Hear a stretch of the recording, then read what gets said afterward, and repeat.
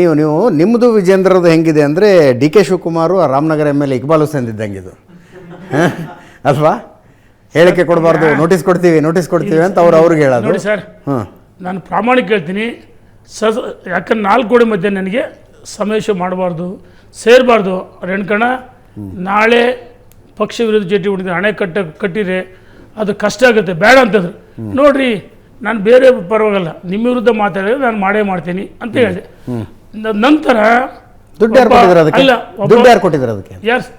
Sir, ಮೈಸೂರಲ್ಲಿ ಅಲ್ಲಿಯ local ಮಾಜಿ MLA ನೋಡ್ಕೊಂಡ್ರು. ಕೋಲಾರದಲ್ಲಿ ದೊಡ್ಡ ಗಣಪತಿ ದೇವಸ್ಥಾನ ಅವ್ರು ನೋಡ್ಕೊಂಡ್ರು. ಆಯ್ತಾ? ದಾವಣಗೆರೆಯಲ್ಲಿ ಆ ಖರ್ಚು ₹1 ನಾವು ಯಾರಿಂದ ಭಿಕ್ಷೆ ಬೇಡಲ್ಲ ಸರ್. ಸ್ವಾಭಿಮಾನ ಇದೆ, ಸ್ವಾಭಿಮಾನಕ್ಕೆ ಧಕ್ಕೆ ಬಂದ ನಾವು ಬೇಕಾದ್ರೆ ಏನಾದರೂ ತ್ಯಾಗ ಮಾಡ್ತೀವಿ, ಸ್ವಾಭಿಮಾನ ಬಿಟ್ಟು ಬದುಕಲ್ಲ. ಯಡಿಯೂರಪ್ಪ ವೀರಶೈವ ಲಿಂಗಾಯತ ಅಂತ ಯಡಿಯೂರಪ್ಪ ಯಾವತ್ತೂ ತಮಟೆ ಹೊಡೆದು ಹೇಳಿಲ್ಲ. ಯಡಿಯೂರಪ್ಪ ವೀರಶೈವ ಲಿಂಗಾಯತ ಮುಖ್ಯಮಂತ್ರಿ ಆದಾಗಲೂ ಹೇಳಿಲ್ಲ.